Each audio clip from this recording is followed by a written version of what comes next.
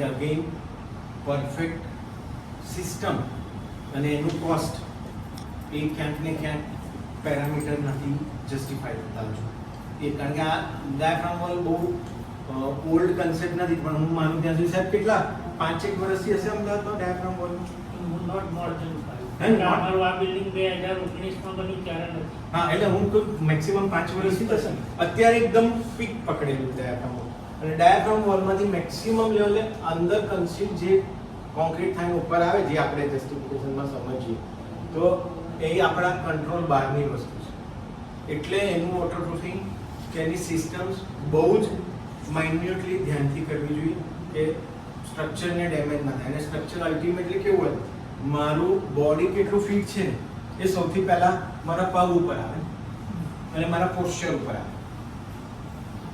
આ પગ તમે બહુ ટેકનિકલી સમજશો ને મને તો પગ અને મારી રીઢની હડ્ડી આની ઉપર મારું પોસ્ચર આ બે જેટલું પરફેક્ટ ને એટલું મારો કોન્ફિડન્સ કે સ્ટેબિલિટી કે બધું જ સુપર આવે. એટલે સેમ લેવલે ડાયાફ્રામ વોલ વાળું પિક્ચર આપણે ઇન ડેપ્થ કરીશું.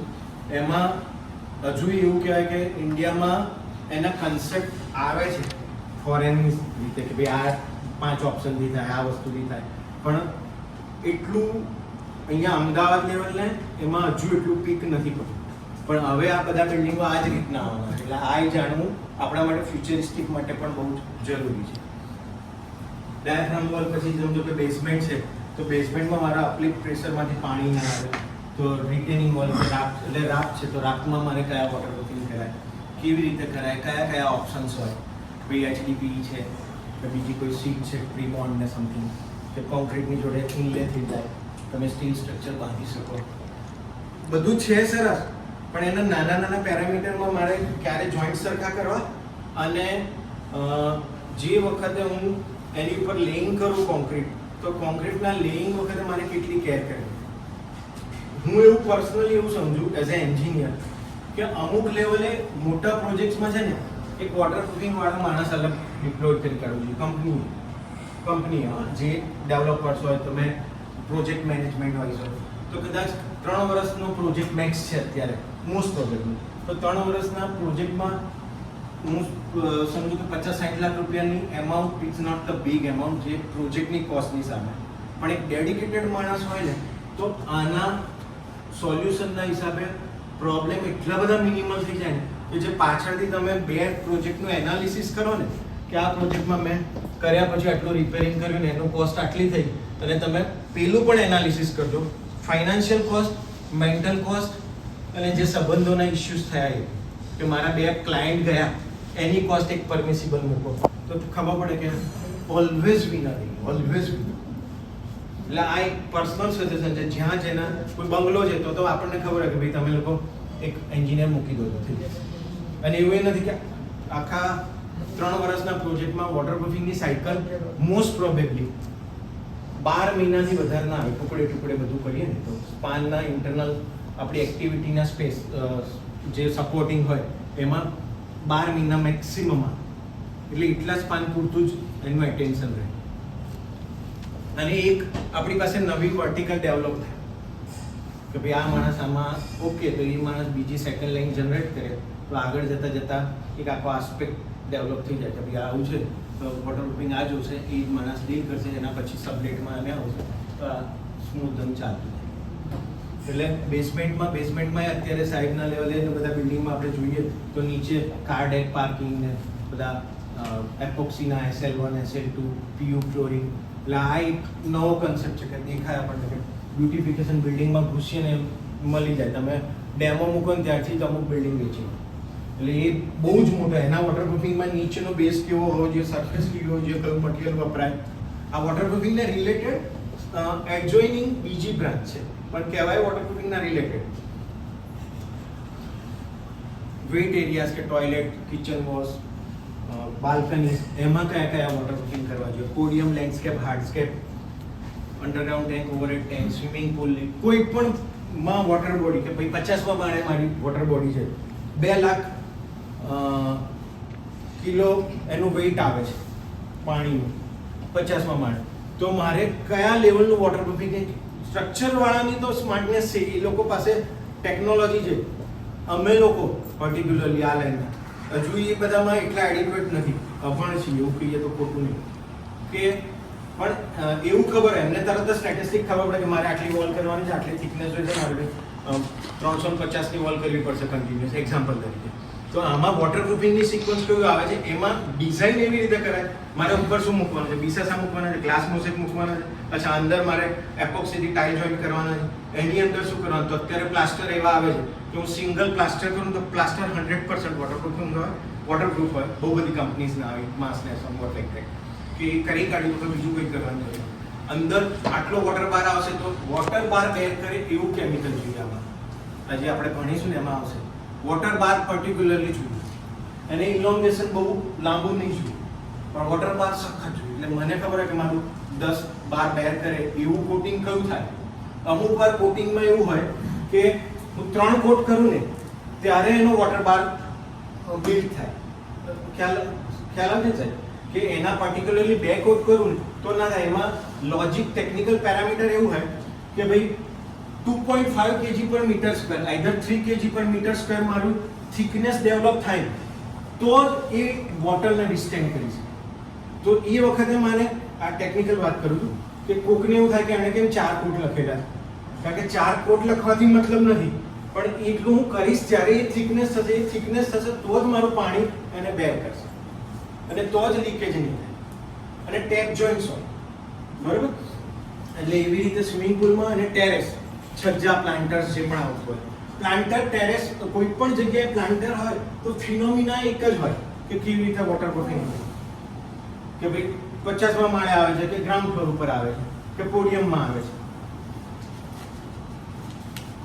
આ આપણે મિસ છે કે ભાઈ કયા અત્યારે ઇન્ડિયામાં ગણીએ કે ઘણા આપણા ક્લાયન્ટ્સને જોઈએ તો ભાઈ કે ક્રેક છે એટલા પૂરતું આપણે ભરી કાઢીશું તો વોટરપ્રૂફિંગ થઈ જશે, કે ભાઈ બિલ્ડિંગમાં જ કરવું જોઈએ, પછી નાની વસ્તુ ભાઈ નવા કન્સ્ટ્રક્શનમાં જ કરવું જોઈએ. આઈડિયલી નવા કન્સ્ટ્રક્શનમાં 100% કરવું જોઈએ, પણ જૂના કન્સ્ટ્રક્શનમાં ક્યાંક લીકેજ છે તો આપણે તોડીને થોડી કરીશું. તો એમાં કયા આસ્પેક્ટમાં કરીએ, જેવું મેં તમને ટેરેસ માટે કહ્યું કે નવું ટેરેસ હોય તો શું કરે, જૂનું ટેરેસ હોય તો શું કરે, તો એમાં કેટલી પ્રોબેબિલિટી આપણી પાસે છે, કયા મટીરિયલ અવેલેબલ છે. તો એ માર્કેટમાં એટલું બધું છે કે એવું કહેવું ખોટું નથી કે તમે 10 વર્ષનું વોટરપ્રૂફિંગ માંગો તો 15 વર્ષનું વોટરપ્રૂફિંગ મળી શકે છે, સર્વિસ લાઈફ સુધી વોટરપ્રૂફિંગ મળી શકે છે. પેલી કહેવત જેવું છે કે તાજમહેલ એટલા માટે મસ્ત છે કે સાંજાએ કોટેશન નથી મંગાવ્યું, બરોબર. એટલે લોજિક એવું નથી, પણ કરવું હોય ને તો એ આસ્પેક્ટ છે. એટલા મટીરિયલ ઇન્ડિયામાં અવેલેબલ છે ને 2 ફોન કોલમાં તરત આવી જાય એવું અહીંયા હવે તો પ્રોડક્શન થઈ ગયેલા. એ અલગ છે કે ટેગ મારીને આવે કે ઓસ્ટ્રેલિયાથી ત્યાંનો ટેગ મારો કોઈ એક બ્રાન્ડનો આવીને અહીંયા થઈ જાય, પણ અલ્ટિમેટલી પ્રોડક્ટની R&D બધું જ સુપર હોય. ટેકનિકલ માણસ કામ કરે ને, વોટરપ્રૂફિંગનો ટેકનિકલ જાણકાર માણસ જે એક્ઝિક્યુટ કરવામાં, તો એ વસ્તુ 100% તમને 15 વર્ષ 20 વર્ષ સુધી કશું ના થાય. અને સ્પાન આપણે એનો ઇનફ ટાઈમ આપે.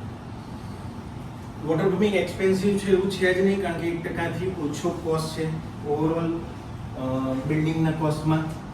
એટલે એનોય કશો વાંધો આવતો નહીં. ગ્રાઉન્ડ લેવલની નીચે જ વોટરપ્રૂફિંગ કરવું જોઈએ એવું ક્યાંય નથી, કારણ કે જો ગ્રાઉન્ડ લેવલની નીચે જ વોટરપ્રૂફિંગ કરવાનું હોય તો પાણી આવે તો મને તમને તો દેખાતું નથી, ગ્રાઉન્ડ લેવલમાં જ જતું રહે.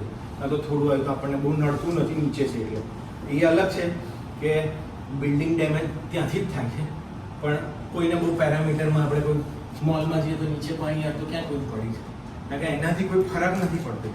પણ મેક્સિમમ આપણને ઉપરથી વોલમાંથી લીકેજ થયું, ટેરેસમાંથી લીકેજ થયું, બાથરૂમમાંથી લીકેજ થયું તો એ ઇમ્પેક્ટ કરે છે. એટલે વોટરપ્રૂફિંગ બધી જ જગ્યાએ જ્યાં પાણીની લીકેજ થવાના ચાન્સીસ હોય એ બધા સ્ટ્રક્ચરમાં, વર્લ્ડના બધા સ્ટ્રક્ચરમાં આવે, એક ઇન્ફ્રાસ્ટ્રક્ચર વર્લ્ડમાં, ડેમ, કેનાલ, મારી બુક્સ એમાં બધા ટોપિક્સ છે કે કયા એરિયામાં થાય ને કેવી રીતે કરાય. પછી બધી મેમ્બ્રેન્સ, કોઈ પણ મેમ્બ્રેન્સ છે એ બધા માટે, જો આગળ કહ્યું કે આ જ મેમ્બ્રેન બહુ બધી કંપની છે કે બધી જગ્યાએ વાપરી એવું નહીં, કે ક્રિસ્ટલાઇન અમુક કંપની કે ગમે ત્યાં ક્રિસ્ટલાઇન વાપરો, એ અમુક લેવલનો મિસકન્સેપ્ટ છે કે ભાઈ અહીંયાથી આટલું ઘૂસે છે, આમ થાય છે. આ તો યાર આપણી પાસે કોઈ પેરામીટર નહીં કે આટલા 1 મીટર સુધી ઘૂસી ગયું નહીં.